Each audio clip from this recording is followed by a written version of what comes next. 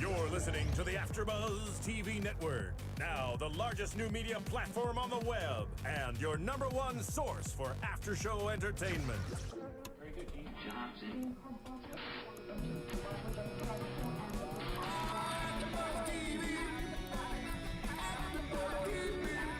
From the AFTERBUZZ Studios in Los Angeles, California, presented by Maria Menounos and Bing.com, and streaming live thanks to Akamai Technologies. This is AFTERBUZZ TV's Parenthood After Show.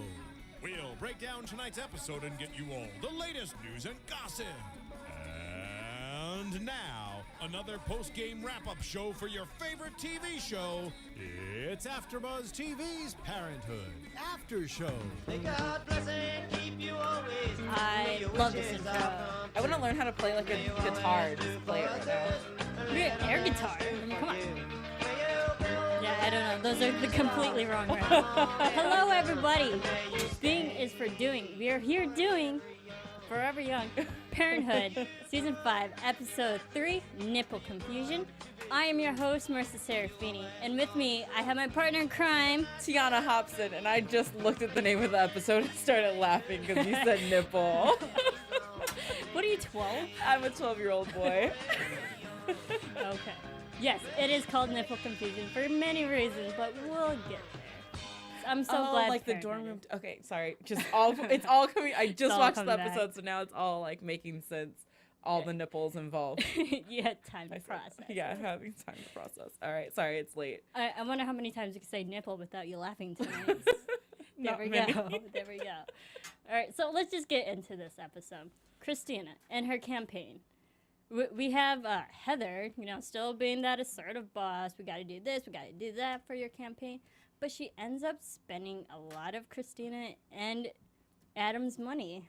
She does. I mean, the way she just kind of, oh, that must be this, and goes to the door and is like, oh, I need a credit card, and signs it and gives the receipt. I mean, there's taking, being like the assertive campaign manager, and then there's being overbearing and just complete control. And I get why she's doing it, but at the same time, I wonder if she's sat down and had a conversation like, how much are you guys willing to put into this campaign out of your own pocket before it's too much? Because everyone says it's easier to spend someone else's money than it is yours. And right now, that's true. Yeah, and right now she's having a lot of freedom spending their money without really talking to them about a budget.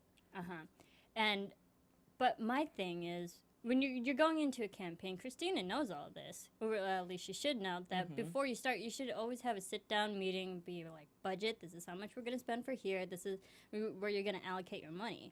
And I'm kind of surprised that it doesn't seem like they did that yet, that they're just spending, and granted, you're in a business, and you have to spend money to make money, or to get somewhere in life. If you want to you have to put some money in to get so much more back if you really want to see it that way. Yeah. But I'm just surprised that they didn't, it seems like they didn't really budget this campaign. And it's obvious too, because, Adam's taking it upon himself to go over her budget and make some budget cuts, at work so that they can, because he's freaking out about it.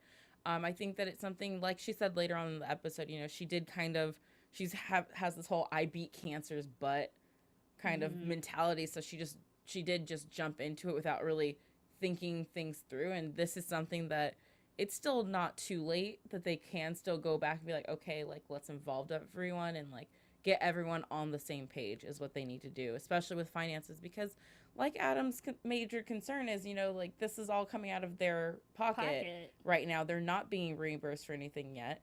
And they need to start thinking smart. But, I love that Christina finally called him out on the whole luncheonette thing.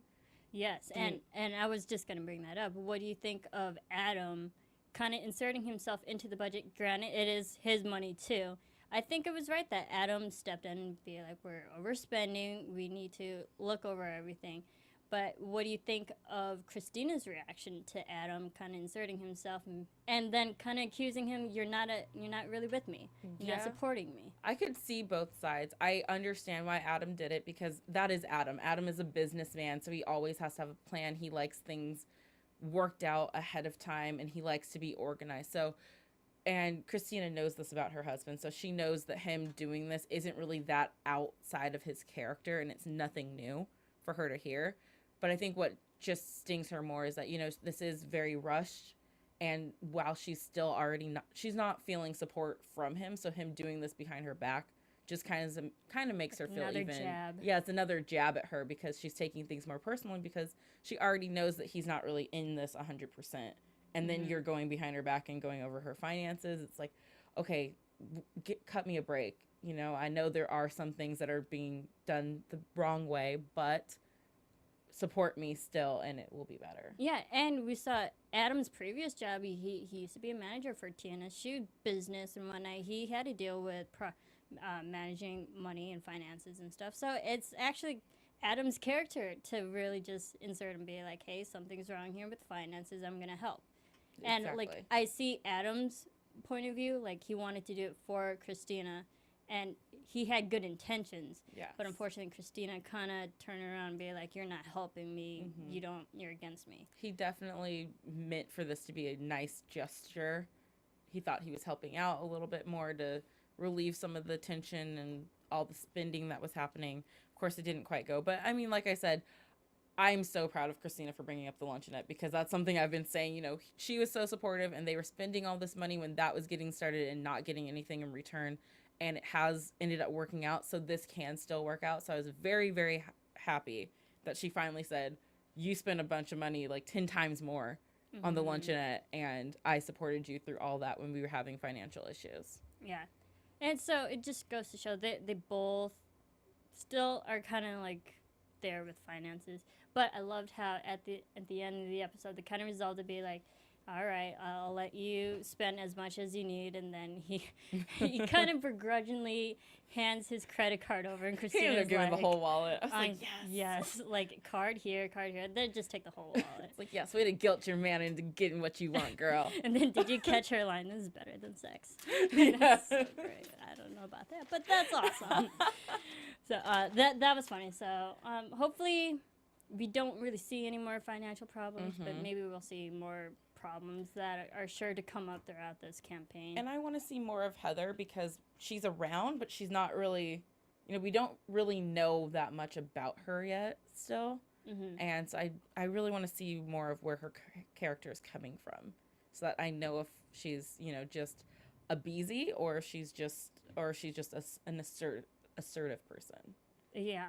I think she'll add more to the campaign. She might mess things up too along the way. I think she's an interesting character. So I just want to take this quick moment to please everybody, if you're listening on iTunes, please go rate and comment. This is still a brand new show. We do have a panel here. Unfortunately, Danica Kennedy's not with us tonight, but she'll be back next week. Yes, she will. And so please just keep rating, keep commenting. Let us know your thoughts of all these episodes and all these crazy Bravermans. And apparently, we got some reviews on iTunes, a lot of 5 stars. Kareen1 gave us 5 stars and said, I've been looking for ages for a Parenthood podcast, and this is awesome. And then also a quick shout out to Barbat14. He or she said, thank you guys for fighting for this after show, because I did fight, and I got Thank you, finally Marisa. convinced Phil to give us a Parenthood after show, and yeah, here we are. And we have a great panel to boot. They also said, so thank you. Please keep rating, keep commenting. Also on YouTube as well. We read all the comments, and we will respond. So just keep doing that and keep having AfterBuzz grow as a network. Yes. And I'll bring you all more after shows. And while you're on iTunes, you can also download Adventures of Serial Buddies, a great, funny comedic movie with Maria Menounos that's like serial buddy killers on a spree, killing people, having fun. It's hilarious. Yes, a bunch of great people in it. Beth Bears, Artie Lang, Kathy Lee Gifford. Huge names. Huge names. The list goes on and on. Yes, you can buy that on DVD or download it on iTunes, and also all the proceeds go back into AfterBuzz and keeps the lights on and keeps us doing. Because we'd hate to do our shows in the dark. You couldn't see our beautiful faces. I know. We have so many lights here. Like, how could you not see us without them? So please do that, and it's a great, funny movie to boot. So, yes. Let's go into Sarah. That poor girl. Sarah, I love Sarah. I love Sarah, and plus I love Lauren Graham. I love how Sarah's kind of getting her life back together. It seems like in this season. We see her in this episode she wants to film or shoot photos or headshots for Christina's campaign. And Christina's a little on the fence, being like, I'd rather want a professional photographer. Granted, Christina's going to really need a really good headshot for this campaign. Everyone's going to see it. Yeah. So this is really Sarah's time to shine. I felt bad for her when, I mean, as a family member who's someone who's trying to make it in this, the fact that they kept saying we need a professional when, you know, Sarah is a professional photographer, it's kind of a stab at the gut a little bit every time they say it. You know, I cringed every time I heard it because, you know, Sarah, she is one of those people, like Hank said, who is flighty. Yep. Flighty. We're making up words now. But That's what he said. she's had a lot of jobs in the past. She's finding her groove now. She's actually stuck to this for some time. You know, she worked for Hank and now she's working for herself. She dealt with crazy cat lady at the birthday party in the park. You know, she's paying her dues and just needs a break. And sometimes as family, I felt like Christina especially should have understood where she was coming from, because Christina's the underdog in this election. No one knows who she is. Her husband kind of doesn't believe in her. She feels like everyone's, you know, no one believes she can actually win. And Sarah needs a win right now. And Sarah did have the line be like, what you say, that I can bring out all your best qualities in you like no one else can, because I know you. Exactly. And I think that's a great trait for a photographer. If they actually know you, it helps relax you more. Of course, in this case, it didn't go like that. But usually, you know, the photographer knowing you, they know what to say to get you to react in good ways. And you're just more comfortable because you can be so vulnerable when you're in front of the camera that, you know, sometimes having someone back there who you know and trust is a very good feeling. Exactly. And so what did you think of Sarah's selling point, showing her crazy portfolio of all these crazy cat and animal pictures? Not sure for me personally that would have worked, just because I'm socially awkward around animals and pets in general. But you know, it's what she had.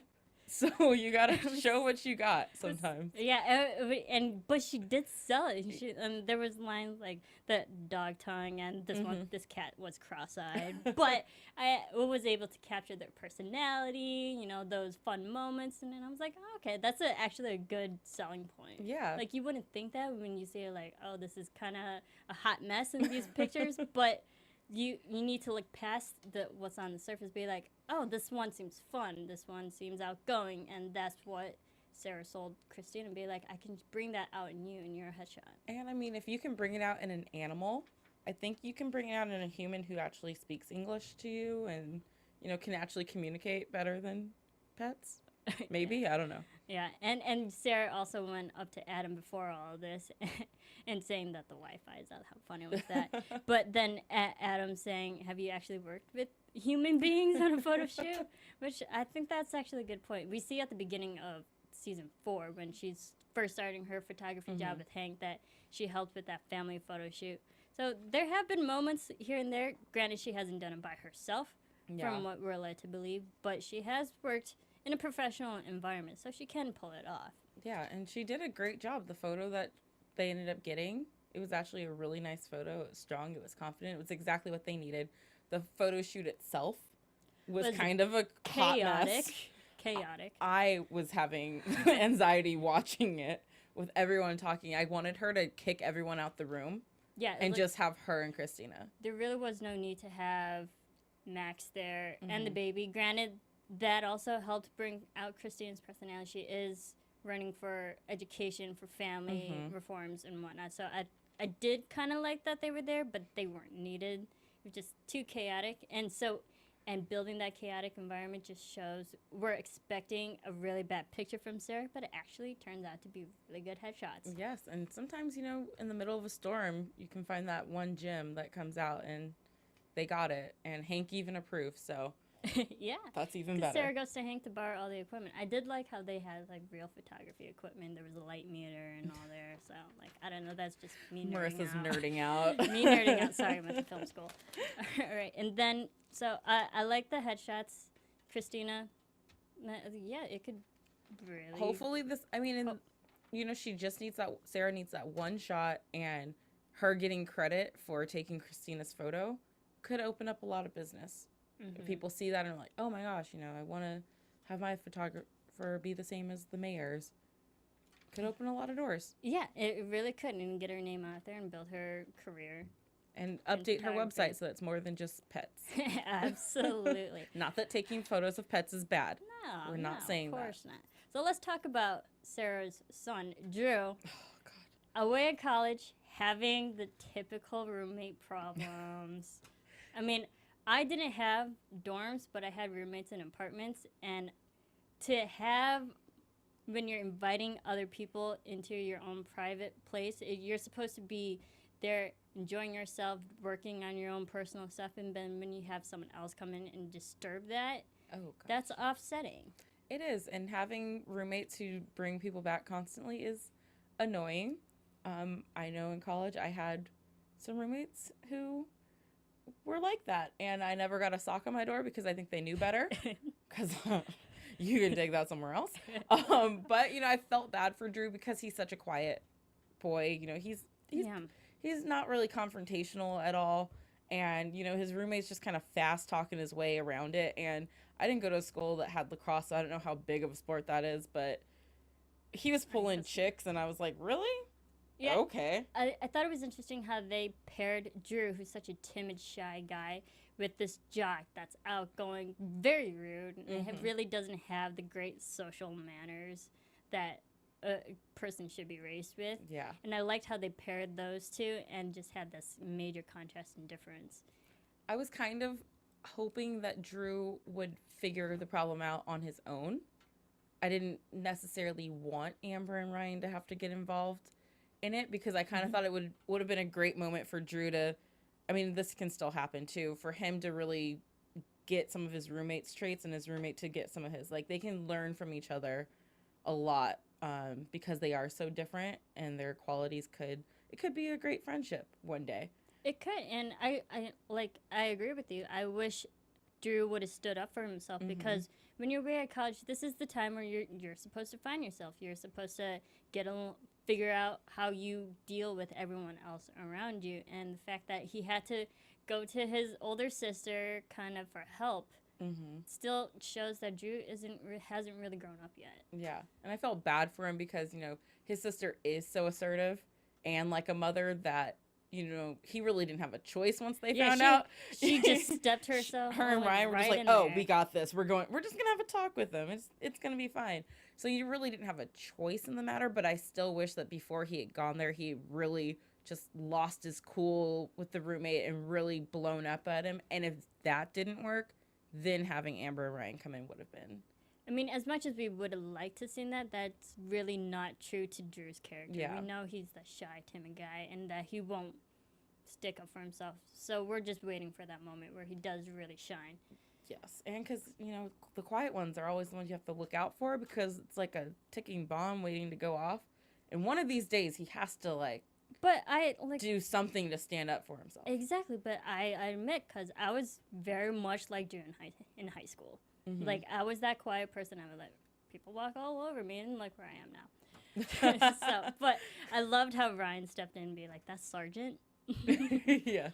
Not bro, not dude.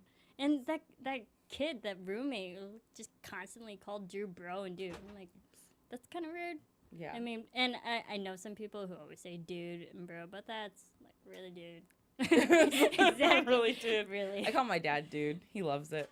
No, he doesn't. My dad would upside my head if I called him dude. But I was happy that Drew, after bombing in the bathroom with the girl whose name I didn't catch, the bathroom girl. That's what I... That was flirting with Drew. Yeah, with us flirting with Drew. I was glad to see at the end that he did have her over for a game of Scrabble.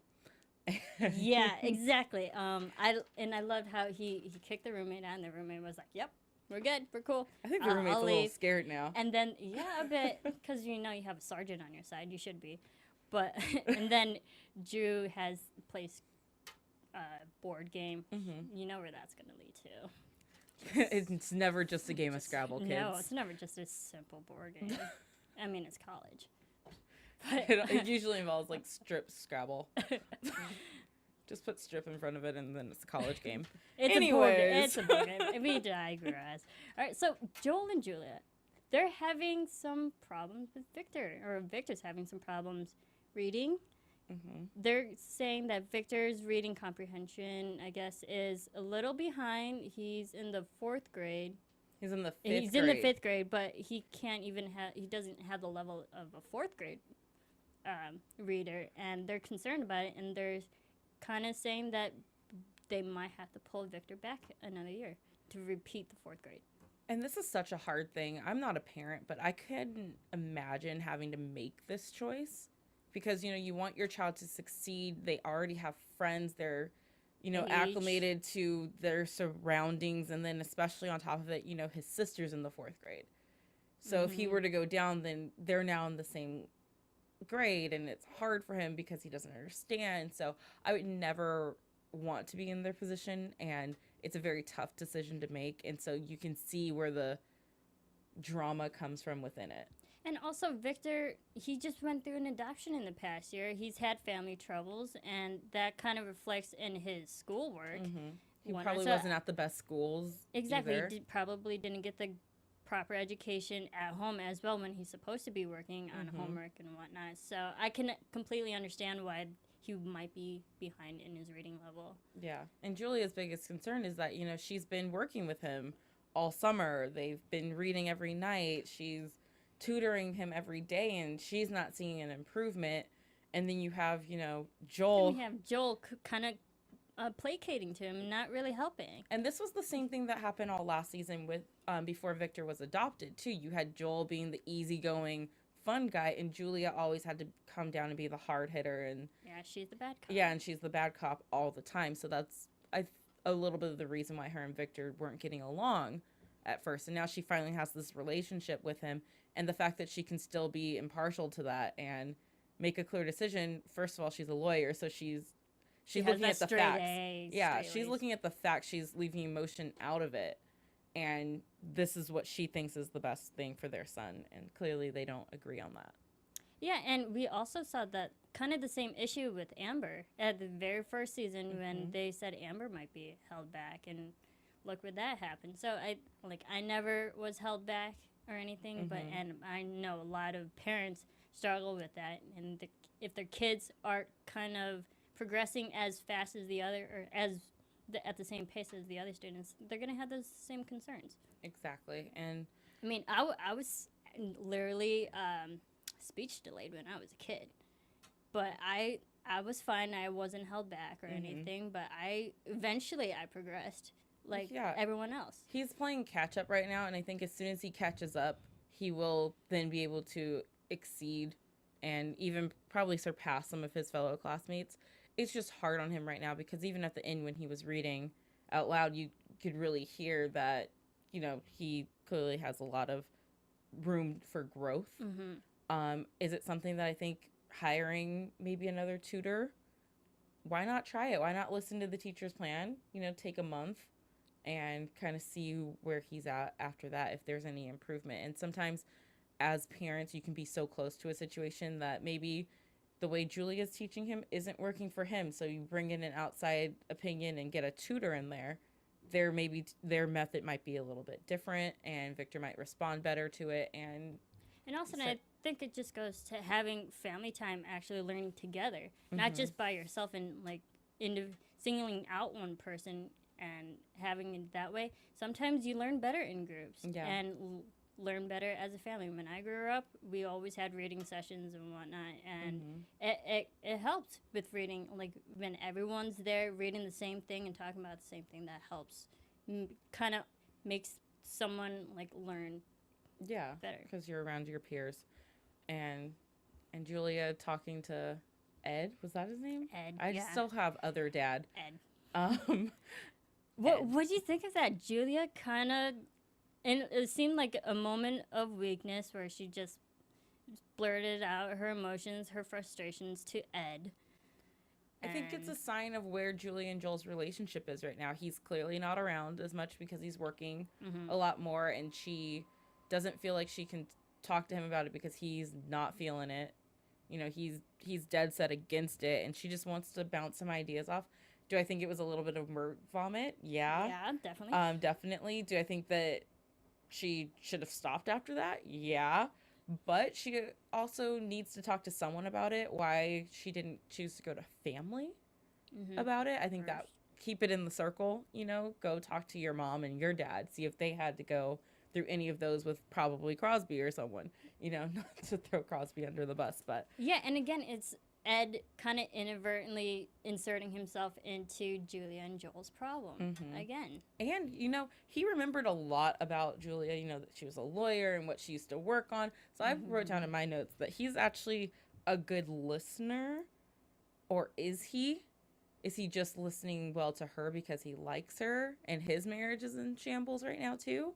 Or, I mean, maybe if you listen to your own wife, you wouldn't be hitting on Julia, Ed. Go back home. But I think it's just because Ed and Julia see eye to eye.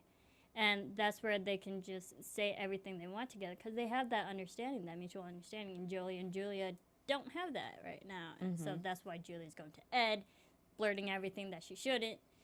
And Joel's getting kind of upset too. Well, why don't you just speak to Ed about it? Well, what does he think about it? Yeah. I mean, but, you know, one thing I did notice when they were talking to the teacher in the beginning of the episode, Joel kind of volunteers Julia. He's like, oh, well, Julia's not working right now, so she has more time. She can work with Victor more. And Julia kind of gave him a look as in, I'm already doing that. You don't know what I'm doing when you're not home.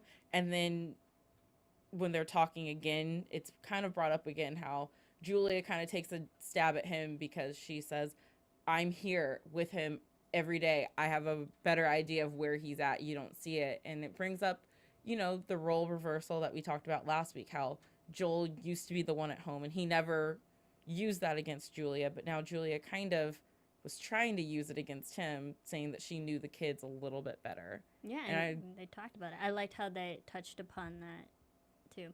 And they were reading Island of the Blue Dolphins. And I don't know about you. I read that in 7th grade in grade school, not 5th grade. But I feel like I read it in junior high school more than elementary. Yeah, I read it in 7th grade because I remember the plot point very well. But it was a good book. Just go read it. So, do you think Victor will get held back? It doesn't seem like it because the way they ended their storyline, they're working together, hopefully getting him back to speed. Yeah, I don't. He should be. At this point, I don't see him getting held back, but if he did, that would create another storyline for, you know, Victor and that whole family, because then he has to deal with being the same grade as his sister, and we all know that she can rub that in his face because she... Oh, yeah, and Sydney's really smart. Yeah, and Sydney's really smart. So it was nice to see her, though, at the end when Victor was struggling with that word, and she goes, good job, Victor. That was a hard one. Yeah. It's like, way to be supportive. And exactly. Having that family support behind you can also help you enhance your learning ability. All right, so with that, let's talk about Crosby and the lovely baby, Aida. Oh, Crosby. So Aida being a typical baby, crying a lot, having problems with breastfeeding with Jasmine, not taking the nipple. Wow. Sorry. I thought I was going to hold it in that time. Obviously not. But, and then so they're having problems with feeding the baby. And Jasmine just wants to take a break, so Crosby's taking all over it. She just wants a nap. That poor girl. Yeah. I can't imagine being a new mom. I understand that. I mean, I don't understand being a new mom, but wanting to just have that 10, 15 minutes in a bath by yourself, bubble bath, just enjoy yourself. And what I love about Crosby's character throughout this whole thing is, you know, he's learning how to be a father to an infant, and we've never seen him with the baby. He kind of reminded me of myself because he's so fascinated with, you know, the breastfeeding pump, and he doesn't really know what to do with the baby. He's not feeling that connection. And I feel like most guys are like that. Yes. Like usually the from what I've seen, the women, they're all okay with it, and they're like, yeah, you do this and this, but guys are so fascinated by it. Like, what is this? A new toy or whatnot? Yeah, exactly. But, you know, he has no idea what he's doing kind of with this kid, and I was just thinking, don't they offer parenting classes while you're pregnant that you can go to kind of prepare yourself for what's to come. I feel like Crosby skipped every day and didn't go to any of those. Yes. The more you know. The more you know.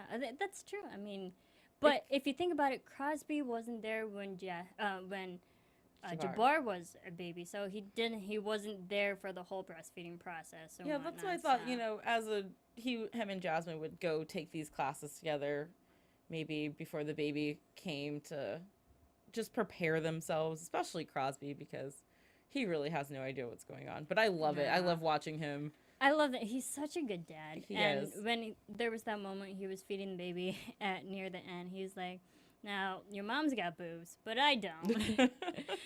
but like, I'm always gonna be there for you. And granted, the baby has no idea what he's saying, but he is genuine and he's trying his best to be the best dad. And I love that, you know, that came after his conversation with his dad, where he opened up to his dad about not really feeling a connection with Aida, and how, you know, when he met Jabbar, he was already 5 and it was an instant thing. And Zeke makes him feel so much better because, hey, you know, girls are different. Girls are more difficult, and, you know, you have to walk on eggshells sometimes. But the most important thing is that, you know, they know that you love them. And so I think hearing that from his dad really helped him to be able to come back to the baby and be able to connect with her.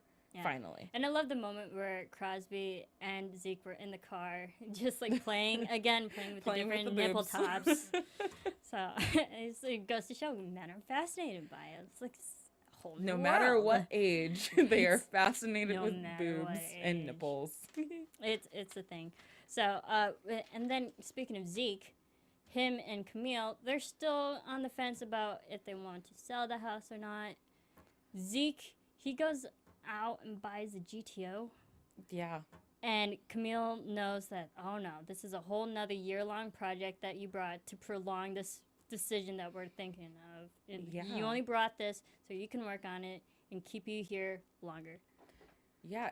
This episode, when he brought that car in, it immediately made me get a little bit concerned about Zeke and Camille, because she so adamantly wants to start, you know, her second act and get on, or her third act, that's what I meant, and, you know, sell the house and go travel and see the world and come back and visit and whatnot. And Zeke, he explains after finally opening up, you know, he's reminiscing about this house and where all the kids grew up, and he's like, hey, this is all I want. It's right here with you. And she says, I want more. Yeah.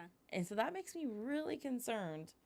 Yeah, about them. That questions their relationship, because usually, well, from what I think, that when you've been together for so long and have gone through so many things with so many kids and have all these stories, you're usually on the same page at that same point in your life. But right now, they're really not. Camille wants more. She wants to travel. She wants to go out. She wants to sell the house, have finances, so they could go travel and see the world.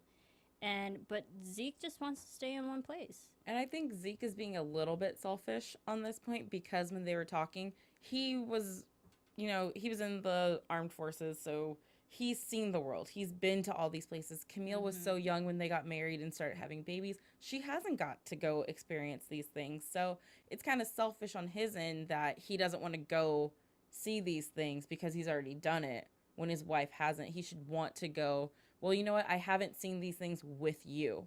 So that will make it a new experience and a new thing for me to discover. My thing is, I think this might go into a little prediction territory, but I think they might sell like things here and there so they can save up finances, save up money, so they can go to travel, like go on a 2-week cruise or something here and there, or go travel this place on locations. Not necessarily moving their whole lives, but being able to travel here and there. That's the compromise, yes. Yeah, so that'd be a nice compromise. That would be a nice compromise, but I'm totally Team Camille because I want to travel and see the world too. And to do it with who doesn't? Yeah, to do it with the love of your life, why not? That seems like the perfect plan, but I don't know, I'm just a little confused or concerned because, you know, she really wants to do it. He really wants to stay home. Who's going to break first? I feel like Camille's not backing down. Doesn't seem like it. And I feel like it's something Camille will go off and do without him. Oh, that'd be interesting. Yeah. I think, well, yeah. I'm just like, we'll just leave it there. Let's go into some news and gossip. AfterBuzz TV News. So I watched Lauren Graham and Ellen DeGeneres Yeah, she was awesome last on that. week promoting her book and whatnot. That was fun. And also she's going to appear on Jay Leno tonight as well, October 10th tonight. I haven't watched it yet, but I'm going to watch it after this afternoon. Yeah, I saw the preview for it. I was kind of like, ooh, can I skip the show real quick so I can watch this? So, do you have anything else? No.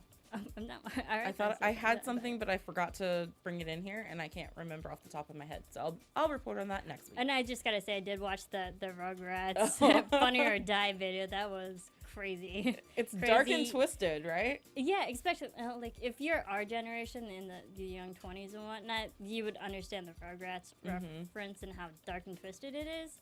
But it is funny and entertaining. I just suggest anyone to go out. And it was just watch fun to it. see May and Sarah kind of working together. Yeah.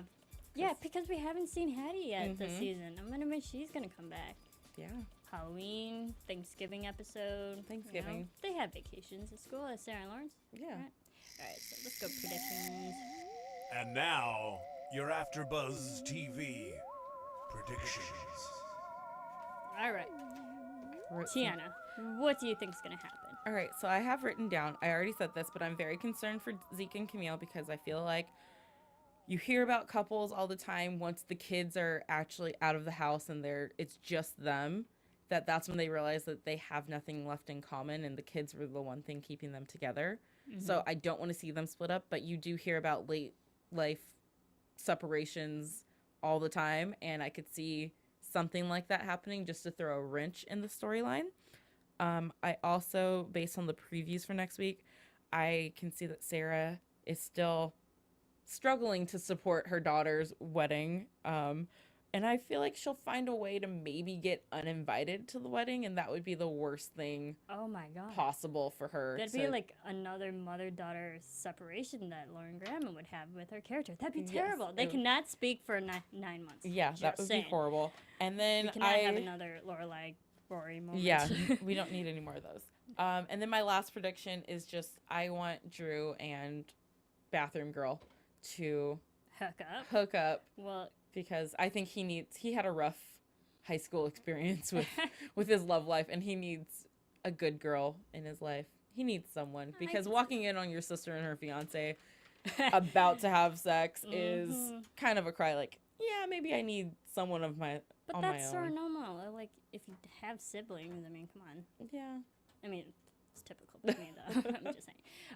I think to go off the Camille Zeke separation, we kind of saw that in the first season when Zeke, we find out that Zeke was cheating on Camille, but Camille still stayed. So even if they did have a later in life's kind of separation, I don't think they would actually divorce or get separated. They might just not speak to each other for a little bit or just have this rift. But I don't think they'll actually separate. Okay. Because I think that's just a storyline we've already seen already with those two. And they've been together so much that we kind of just hope that they're the older adults relationship that we should look to. Yeah. I just hope Zeke snaps out of it and takes his woman on a trip. And then we also see in the previews that $20,000 kind of bribing Christina out of her campaign. I don't think Christina would take it. She has strong values and morals. I don't think she would do it. No, I don't think it's against everything she's kind of campaigning and running for. And that's not the kind of person that she is. So she better not take it. Yeah, I think she'll take the high road. And then Amber and Sarah kind of having maybe a little disagreement about this whole marriage. And we see Amber say, "I'm not you." But it's like, we know you're so alike. You and Sarah, they're so alike. They're like, so they really like, are. That's why they can't get along, because you're the know. same person. They really are. Yeah. So I think that'll be a whole interesting fight that'll go down. But hopefully in the end that we'll still see Sarah still invited to the wedding. And Ryan's family's not coming. Yeah. No one. What happened? I was really hoping to meet someone.